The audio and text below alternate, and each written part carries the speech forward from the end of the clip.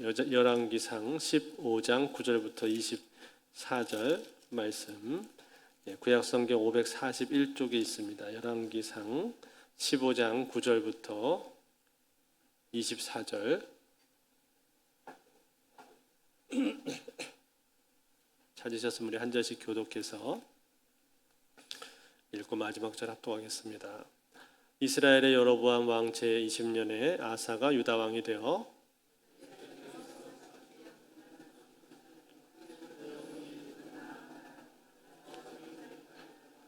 아사가 그의 조상 다윗같이 여호와 보시기에 정직하게 행하여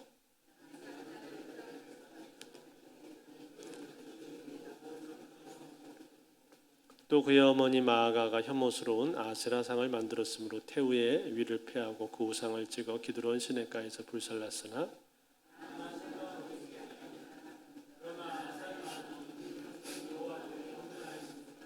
그가 그의 아버지가 성별한 것과 자기가 성별한 것을 여호와의 성전에 받들어 드렸으니 곧 은과 금과 그릇들이더라.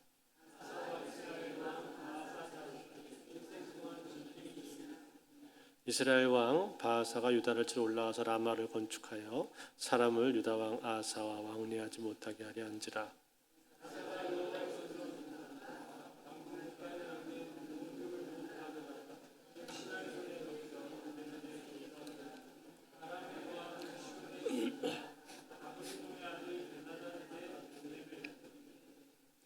나와 당신 사이에 약조가 있고 내 아버지와 당신의 아버지 사이에도 있었으니라.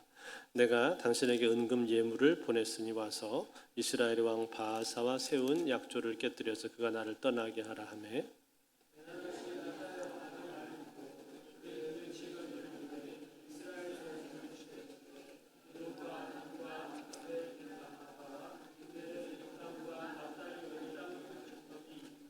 바하사가 듣고 라마를 건축하는 일을 중단하고 디르사에 거주하니라.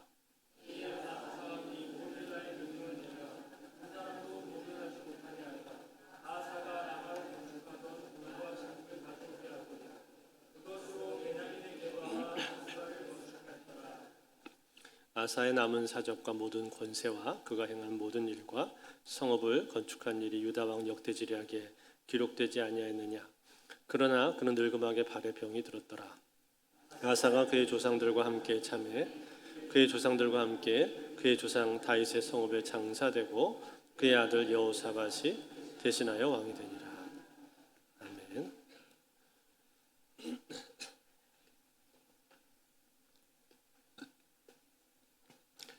지난 시간에 남유다의 두 번째 왕인 아비암 왕에 대해서 우리가 생각을 해보았습니다.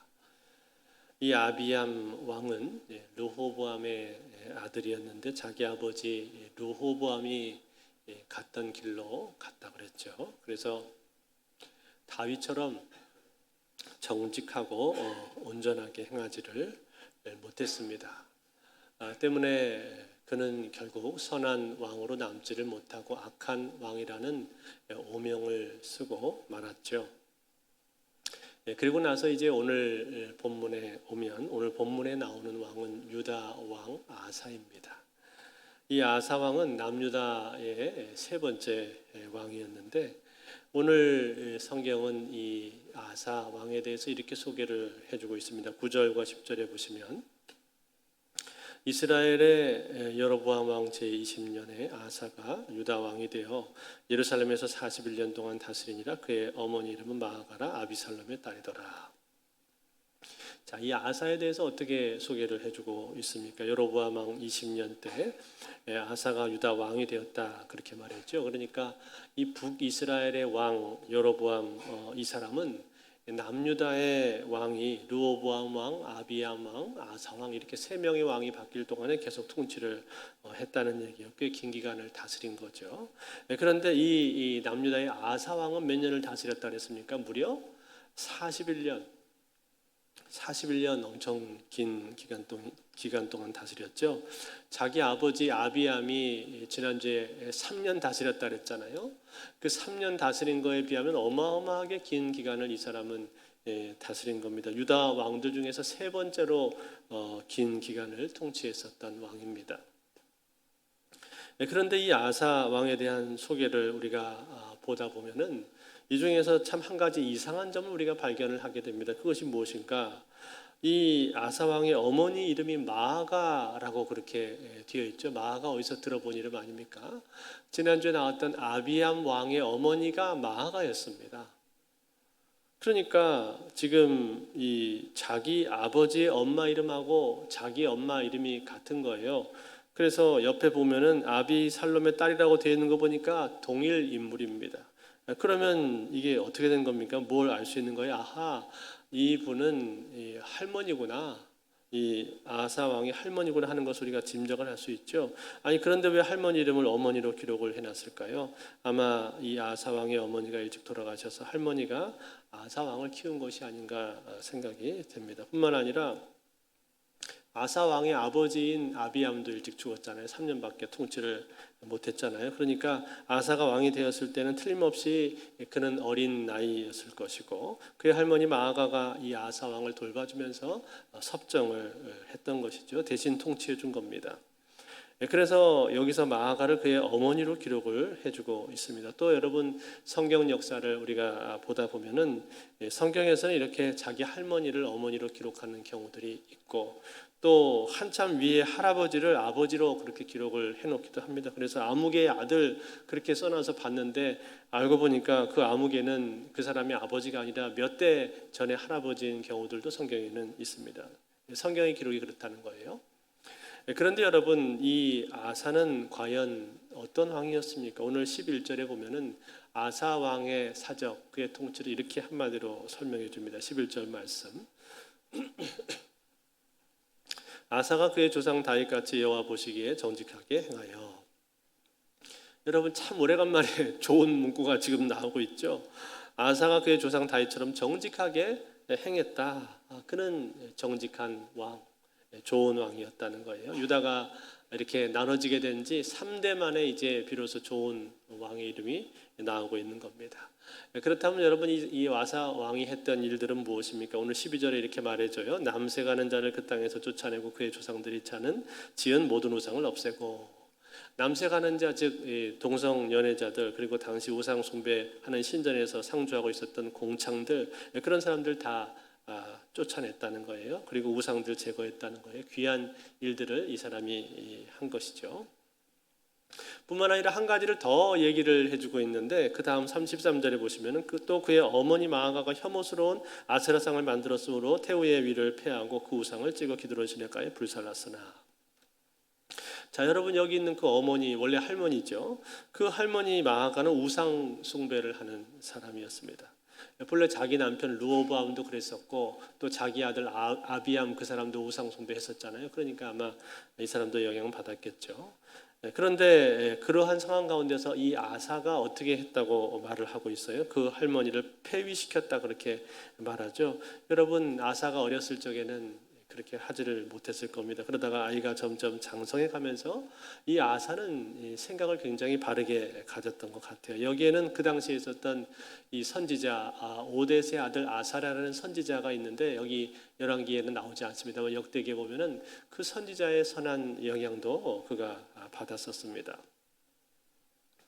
그래서 자기 할머니의 하는 모습을 보면서 이건 아니다 라는 그런 생각을 아마 그가 했던 것 같습니다. 그리고 장성하게 되면서 그가 권력을 잡게 되었고 권력을 잡게 되었을 때 비로소 우상 숭배하는 제단을 헐고 아세라상을 찍어내고 그리고 결국은 어떻게 한 거예요? 태후였었던 자기 할머니를 폐위를 시켰다라는 거예요. 그런데 여러분 한번 생각해 보세요. 이게 쉬운 일이었겠습니까? 결코 쉽지 않았겠죠. 아마 틀림없이 여기에는 저항들이 있었을 것이고 그 할머니의 편에 있는 세력들도 있었을 거 아니에요. 뿐만 아니라 어쨌든 할머니는 자기 가족이고 혈족 아닙니까? 그 혈족을 폐위시킨다는 게 쉽지가 않았겠죠. 더군다나 이 아사 왕 어렸을 적에 할머니 손에 그가 자랐다면 할머니와의 정이 있는 것이고, 그리고 할머니로부터 받은 은혜가 있단 말이에요. 그런 가운데서 할머니 뜻을 거역한다는 거, 할머니의 어떤 요청을 거절한다는 거, 그것은 결코 쉬운 일이 아니었을 겁니다. 그럼에도 불구하고 이 아사는 어떻게 한 거예요? 그럼에도 불구하고 개혁을 단행을 한 거예요. 심지어 자기 가족들과 관련된 일이 있음에도 불구하고 그 일조차도 그는 끝까지 사심없이 처리를 한 거예요. 그러니까 그렇게 할 수 있었던 이유가 과연 무엇이었을까요? 그것은 그의 마음속에 있는 분명한 믿음 때문에 그런 것이죠. 이 세상에 하나님보다도 더 중요한 분은 없다. 아무리 가족이 소중하다고 할지라도 하나님보다 더 앞설 수는 없는 거다. 그것을 이 아사왕은 분명히 알고 있었던 것 같습니다. 그래서 이런 어려운 상황, 곤란한 상황 가운데 있었음에도 불구하고 이 가운데서 이러한 일을 그는 해낸 거예요. 그렇게 했기 때문에 나머지 다른 모든 개혁들도 가능할 수가 있었던 거죠. 사랑하는 성도 여러분, 이것은 여러분 예수님께서 말씀하신 내용과도 사실은 동일한 부분입니다. 일치한 부분입니다. 예수님 뭐라고 말씀하셨습니까? 누가복음 14장 26절에서 이런 말씀하셨습니다. 물은 내게 오는 자가 자기 부모와 처자와 형제와 자매와 더욱이 자기 목숨까지 미워하지 않으면 능히 내 제자가 되지 못하고. 여러분, 이 말씀은요, 자기 부모나 처자나 형제를 미워하라는 얘기가 아닙니다. 사랑하지 말라는 뜻이 아닙니다. 사랑하되 누구보다 사랑하지 말라는 거예요. 하나님보다 사랑하지 말라는 거예요. 하나님보다 더 앞서지 말라는 거예요. 가장 먼저 하나님을 사랑하고, 가장 먼저 하나님을 첫 번째로 사랑하고, 그 다음에 우선순위로 가족을 사랑하라라는 얘기입니다. 이 우선순위를 서로 뒤바꾸지 말라고 주님이 말씀을 하신 거예요. 즉 제자의 사명, 제자적인 사명이 가족에 대한 고려보다도 더 우선이라는 뜻입니다. 그러한 사람만이 진정한 제자가 될 수 있다고 주님이 말씀해 주신 거예요. 저도 언젠가 저희 부모님 마음을 참 아프게 해드린 적이 있었습니다. 사역자의 길을 결정할 때 저희 부모님 참 힘들어 하셨습니다. 그렇지만 저에게는 언젠가 한 번은 꼭 통과를 해야 되는 그런 과정이었습니다. 여러분, 이것은 꼭 사역자의 길이 아니라 할지라도 우리의 인생 속에서 자녀가 장성해 가면요, 언젠가는 부모로부터 독립해야 되는 그 날이 찾아오게 됩니다. 언젠가 한 번은 떠나야 돼요. 떠난다고 해서 관계가 완전히 단절되는 것이 아니라 떠난 뒤에 또 새롭고 건강한 관계가 다시 형성이 될 수가 있습니다. 그 가운데는 또 다른 의미와 보람과 기쁨이 있는 거죠. 그것은 여러분 결혼으로 인해서 물리적으로 떨어지게 되기도 하고, 또 한편으로는 정신적으로도 독립을 해야만 합니다. 그래서 여러분 부모 입장에서는 자녀가 내 소유가 아니라 하나님 소유라는 것을 인정해야 되고, 손에서 떠나보내는 그런 순간이 온다는 거예요. 마치 모세의 부모가 모세를 갈대 상자에 실어서 나일강에다가 그렇게 떠나보내듯이, 그때 여러분 그런 찬양이 있지 않습니까? 너의 삶의 참주인, 너의 참 부모이신 하나님 그 손에 너의 삶을 맡긴다. 그런 그 찬양의 고백과 같이 떠나보내야 되는 그런 순간이 있다는 거예요. 부모는 항상 그 순간을 준비할 수 있어야 되고, 자녀는 언젠가 부모로부터 독립해야 된다는 그 생각을 하면서 그것을 준비할 수가 있어야 됩니다. 자기 삶을 잘 준비해야 됩니다. 그런데 여러분, 그 준비 중에서 가장 중요한 준비가 무엇입니까? 그것은 첫 번째는 영적인 준비입니다. 하나님과의 관계입니다. 그리고 또 한 가지는 자신의 삶을 소신 있고 책임감 있고 바르게 꾸려나갈 수 있도록 실력과 능력과 인격을 겸비할 수가 있어야 된다는 거예요. 그것을 위해서 어려서부터 자녀들은 잘 준비를 해야 됩니다. 그럴 때 하나님께서 그 자녀를 귀하게 쓰실 수가 있는 거예요.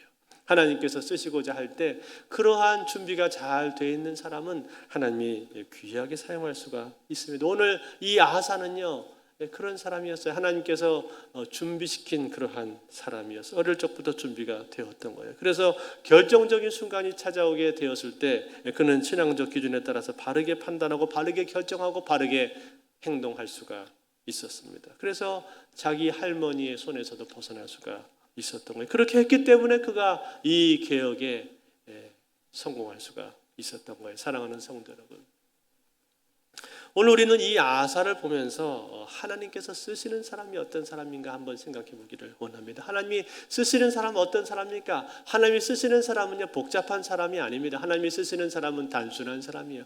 하나님을 이 세상에서 가장 사랑하는 사람을 하나님은 쓰십니다.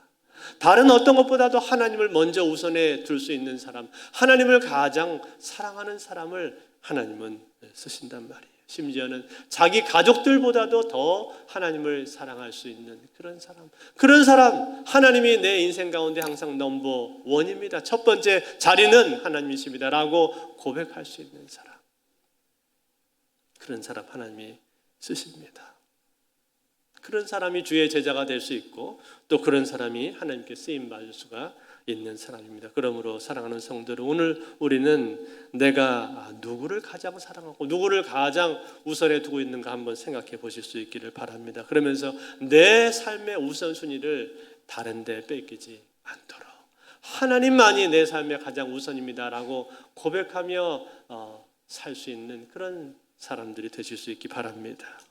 그런데 여러분, 이 아사가 다스리던 그 정치의 내용을 보면은 완벽한 것은 아니었습니다. 한 가지 아쉬운 것이 있습니다. 그것은 무엇입니까? 그가 다메섹의 도움을 받았다라는 거죠. 북이스라엘 왕이 바하사로 바뀌게 된 다음에 아사와 바하사 사이에 전쟁이 있었다라고 성경이 말해주고 있는데, 그때 이 북이스라엘의 바하사 왕이 라마에 와서 건축을 하기 시작했습니다. 오늘 17절에 이렇게 말해주고 있죠. 이스라엘의 왕 바하사가 유다를 치러 올라와서 라마를 건축하여 사람을 유다 왕 아사와 왕래하지 못하게 하려 한지라. 자, 이 말이 무슨 말입니까? 이 바하사가 라마에 와서 건축을 하기를 시작했다, 그렇게 말을 해주고 있는데, 라마는 어디 있는 이 곳이냐면은 남유다의 예루살렘에서 볼 때 약 6km 정도 북쪽에 있는 이 성읍이었어요. 그러니까 여러분, 남쪽 유다하고 북쪽 이스라엘의 거의 경계 지점에 있는 곳이었단 말이에요.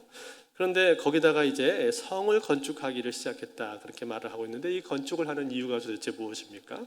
북쪽 사람들이 자꾸만 남쪽으로 내려가는 거예요.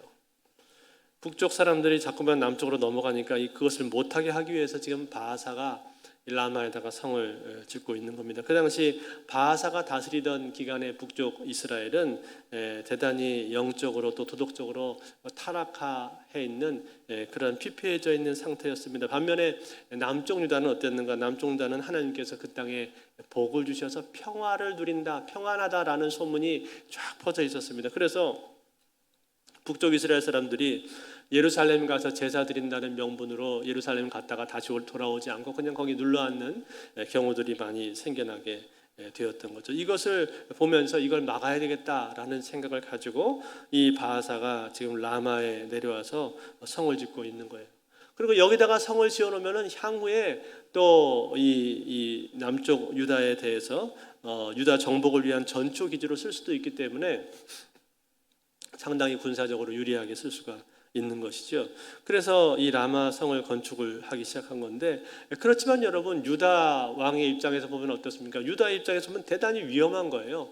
라마에다 성을 짓는다는 것은 자칫 잘못하면 예루살렘 성이 정복을 당하게 될 수가 있지 않습니까? 그러니까 이것은 가만히 지켜보고 있을 수가 없는 것이죠. 그래서 이 상황을 보면서 이 남유다의 이 아사 왕이 취한 정책이 무엇입니까? 아사 왕이요, 다메섹 왕 베나다덱의 도움을 청합니다. 원조를 구해요. 그러면서 자기 왕국에 있는 보물을 갖다가 잔뜩 갖다 주죠. 오늘 18절에 이렇게 말하고 있어요. 아사가 여호와의 성전 곳간과 왕궁 곳간에 남은 은금을 모두 가져다가 그 신하의 손에 넘겨 다메섹에 거주하고 있는 아람의 왕 헤시온의 손자 다불임몬의 아들 베나닷에게 보내며 이르되, 뭐라고 했어요? 자기 성전과 왕궁에 있는 그 은금을 가져다가 베나닷에게 갖다 주었다라는 얘기예요. 그만큼 다급했던 것 같습니다. 그러면서 한다는 말이 뭐라고 얘기했는가? 그 다음 19절에 이렇게 말해요. 나와 당신 사이에 약조가 있고 내 아버지와 당신의 아버지 사이에도 있었느니라. 내가 당신에게 은금 예물을 보냈으니 와서 이스라엘 왕 바하사와 세운 약조를 깨뜨려서 그가 나를 떠나게 하라며. 뭐라고 한 겁니까?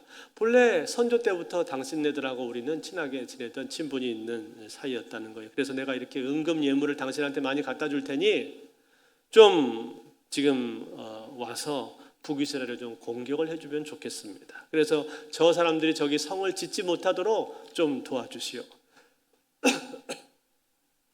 이렇게 요청을 했단 말이에요. 사실은 그 당시에 북이스라엘하고 이 베나닷이 있는 다메섹하고는요 원래 동맹관계에 있던 사이였습니다.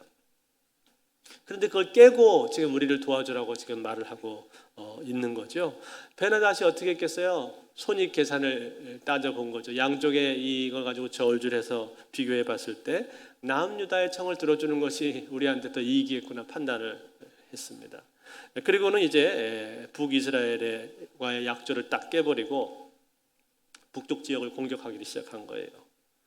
이 소식을 누가 들었겠습니까? 남쪽에 와서 성을 짓던 바사 왕, 북이스라엘 왕이 이 소식을 전해 들었습니다. 그리고 어떻게 합니까? 즉시 이 라마 성 짓던 거를 중단하고 자기 군사들을 다 데리고 지금 공격받고 있는 디르사 성으로 다 후진해서 가버렸단 말이에요.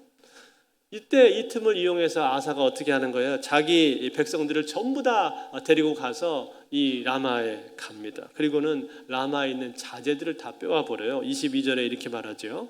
이에 아사 왕이 온 유다에 명령을 내려 한 사람도 모면하지 못하게 하여 바사가 라마를 건축하던 돌과 제목을 가져오게 하고 그것으로 베냐민의 게바와 미스바를 건축하였더라. 어떻게 한 겁니까? 상대 진영이 건축을 하던 그 곳에 가가지고 모든 자재를 다 빼왔다는 거예요. 그래가지고 그거를 자기네 동네로 가지고 와서는 거기에다가 게바와 미스바에다가 성을 건축했다 그렇게 말을 하고 있습니다. 여러분 어떻습니까? 대단한 작전 아니에요? 엄청난 작전 아닙니까? 인간적으로 보면요, 전략적으로 보면 굉장히 우수한 작전을 이 사람이 세운 거예요. 그리고 결과적으로 볼 때 성공한 작전이었어요. 그런데 문제는 무엇입니까? 이 아사 왕의 전투가 다 끝나고 났을 때 하나님께서 아사에게 뭐라고 말씀을 하셨는가, 이게 중요한 거예요. 하나님이 뭐라고 하셨는가? 하나님으로부터 좋은 소리를 그가 듣지를 못했습니다. 왜 그랬을까요? 왜냐하면 그가 하나님을 의지하지 않았거든요.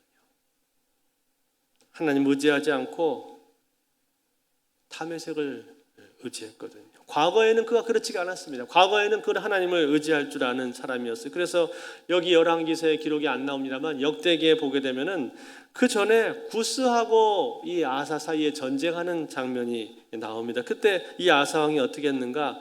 하나님을 의지해요. 역대하 14장 9절하고 10절에 보시면은 이런 말씀 나옵니다.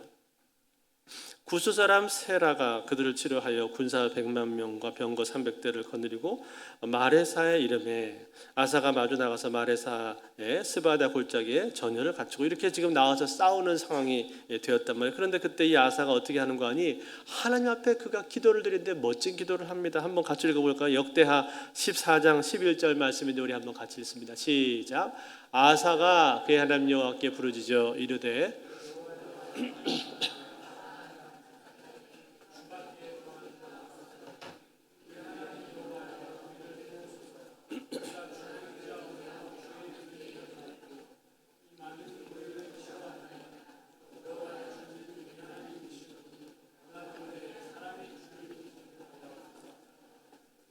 자, 여러분 이 기도를 보십시오. 얼마나 멋있는 기도를 한 겁니까? 힘이 강한 자와 약한 자 사이에 도와주실 분은 여호와 하나님 한 분밖에 없습니다. 원하건대 주여 사람이 주를 이기지 못하게 하옵소서. 이런 멋있는 기도를 그가 했단 말이에요. 이렇게 기도하면서 그가 앞으로 나갔어요. 하나님을 의지하면서 앞으로 나갔습니다. 그랬을 때 어떻게 되었는가? 비록 자기들의 힘이 이 구스에 비해서 훨씬 더 열세였지만 하나님께서 그들을 도와주셨습니다. 하나님이 도와주셨어요. 그래서 어떻게 되었는가? 결과가 역대하 14장 12, 13절에 이렇게 나와요. 여호와께서 구스 사람들을 아사와 유다 사람들 앞에서 치시니 구스 사람들이 도망하는지라 아사와 그와 함께한 백성이 구스 사람들을 추격하여 그날까지 이르매 이에 구스 사람들이 엎드러지고 살아남은 자가 없었으니 이는 여호와 앞에서와 그의 군대 앞에서 패망하였습니다. 노력한 물건이 매우 많았더라. 이렇게 해서 여러분 그 구스 군대를 완전히 격파해 버리고 그리고 많은 노량물까지도 그들이 얻게 되었단 말이에요. 이러한 경험이 있습니다. 과거에 이렇게 승리했던 경험을 가지고 있는 사람이었어요. 아사 왕이 그런 사람이었단 말이에요. 그런데 지금 이 상황에서 어떻게 하고 있는 거예요? 그 경험을 가지고 있었음에도 불구하고 하나님을 의지하지 못하고 자기 옆에 있는 이방 나라를 의지하고 있는 거죠. 그러니까 여러분 이 전쟁이 끝나고 났을 때 어떻게 합니까? 하나님께서 선견자를 보내요. 선견자를 보내서 그 아사에게 이렇게 말합니다. 역대하 16장 7절 8절 말씀. 그때 선견자 하나님이 유다 왕 아사에게 나와서 그에게 이르되 왕이 아람 왕을 의지하고 왕이 하나님 여호와를 의지하지 아니하였으므로 아람 왕의 군대가 왕의 손에서 벗어났나이다. 구스 사람과 룹 사람의 군대가 크지 아니하며 말과 병거가 힘이 많지 아니하더이까. 그러나 왕이 여호와를 의지하였으므로 여호와께서 왕의 손에 넘기셨나이다. 무슨 말 하는 겁니까? 왕이시여, 생각해 보세요. 구스 사람의 군대가 얼마나 많았습니까? 그 병거가 얼마나 많았습니까? 그런데 그때 왕이 하나님을 의지하니까 하나님께서 그들을 다 격파시키고 물리쳐 주지 않으셨습니까? 그런데 지금 이 상황 가운데서 당신이 하나님을 의지하지 않고 이방 나라를 의지하다니 이게 웬 말입니까? 결국은 그 이방 나라 때문에 당신은 왕은 해를 입게 될 것입니다. 이러한 예언을 이 선견자가 한 거예요. 그러고 나서 선견자가요 이 아사 왕에게 유명한 말을 합니다. 한번 같이 읽어볼까요? 역대하 16장 9절 말씀 같이 있습니다. 시작. 여호와의 눈은 온 땅을 두루 감찰하사 전심으로 자기에게 향하는 자들을 위하여 능력을 베푸시나니 이 일은 왕이 망령되이 행하였은즉 이후부터는 왕에게 전쟁이 있으리다 하며. 자, 뭐라고 한 거예요? 여호와 하나님의 눈은 온 땅을 두루 감찰하사 전심으로 자기를 찾는 자들에게 능력을 베푸시나니. 자기를 찾는 자들에게 능력을 베푸신다 그렇게 말씀을 하셨습니다. 사랑하는 성도 여러분, 그렇습니다. 하나님은요 지금도 온 땅을 두루 감찰하십니다. 온 땅을 두루 지켜보고 계세요. 그러면서 누가 나를 찾나, 누가 나를 의지하나, 누가 나를 향해서 부르짖나, 그걸 찾고 계신단 말이에요. 그리고 그 사람을 향해서 하나님은 능력을 베푸시려고 준비하고 계십니다. 기다리십니다. 우리를 향해서도 그렇지 않습니까? 우리를 향해서도 하나님께서 누가 나를 향해서 부르짖나, 누가 나를 찾아오나, 그걸 하나님이 기다리신단 말이에요. 오늘 이 아사왕, 하나님께서 그렇게 하고 계셨는데도 불구하고 아사왕이 그렇게 하지 않으니까 결국 어떻게 됐습니까? 그의 끝이 별로 좋지가 않았어요. 최후 결말이 그렇게 좋지가 않았습니다. 늙어서 발에 병이 걸려서 죽었더라, 그렇게 기록을 하고 있잖아요. 그게 아사왕의 최후였어요. 다행히 그래도 이 성경에서 기록을 할 때 열왕기나 역대기 기자가 그를 악한 왕의 부류에다가 집어넣지는 않았습니다. 그래도 선한 왕의 부류에다 집어넣어서 다윗의 길로 정직하게 행한 왕이었다. 왜냐하면 그게 오랜 인생은 하나님 앞에 바르게 행했으니까. 그러나 결말에 가서, 맨 마지막에 가서 좋지 않게 끝났을 뿐이지, 그래도 선한 일이 많이 있었기 때문에 그를 선한 왕으로 그렇게 평가해서 집어넣어 놓고는 있습니다. 그렇지만 아쉬움을 남긴 채 그가 결말을 맞게 된 거죠. 사랑하는 성도 여러분, 오늘 이 아사왕을 우리가 보면서 우리가 배우는 것이 무엇입니까? 그것은 여러분 처음 가진 마음, 그 마음을 마지막까지 유지한다는 것이 얼마나 중요한 것인가 하는 것입니다. 여러분, 아사왕은요 첫사랑이 뜨거운 사람이었어요. 하나님을 향해서 뜨거운 마음을 가지고 있었던 사람이었습니다. 그리고 오랜 기간 동안에 그 뜨거운 마음을 유지하고 그 신앙의 순수성을 잘 지켰던 사람이에요. 열정을 잘 지켰던 사람이었어요. 그런데 마지막에 가서, 말년에 가서 그의 신앙이 희미해지고 약해짐으로 말미암아서 결말이 썩 좋지 않게 끝나버리고 말았습니다. 아쉬움을 남기고 끝났다는 얘기예요. 그러므로 사랑하는 성도 여러분, 오늘 우리는 이 아사왕을 보면서 우리 마음 가운데 우리 하나님 앞에 우리가 가졌던 그 첫사랑, 처음 마음, 내가 하나님 앞에 드렸던 그 열정, 그것이 마지막까지 잘 유지가 되실 수 있기를 바랍니다. 그리고 그것을 위해서 여러분 하나님 앞에 기도하십시오. 주여, 나의 순수했던 마음, 나의 첫 마음, 첫사랑, 하나님을 향한 뜨거운 열정, 내 헌신, 그 마음이 어렸을 때뿐만 아니라 젊었을 때뿐만 아니라 내가 점차 나이가 들어서 늙어서까지도 식어지지 않기를 원합니다. 그렇게 마지막 끝까지 내 인생 마치는 날까지 하나님 앞에 서게 되는 그날까지도 나의 신앙이 희미해지지 않게 도와주소서. 그렇게 기도하시고 나의 삶 가운데 신앙이 어저께나 오늘이나 내일이나 끝까지 동일하신 여러분들이 되실 수 있기를 바랍니다. 그래서 마지막 최후 승리를 얻고 하나님으로부터 인정받는 믿음의 성도들이 다 되실 수 있기를 주의 이름으로 축원드립니다.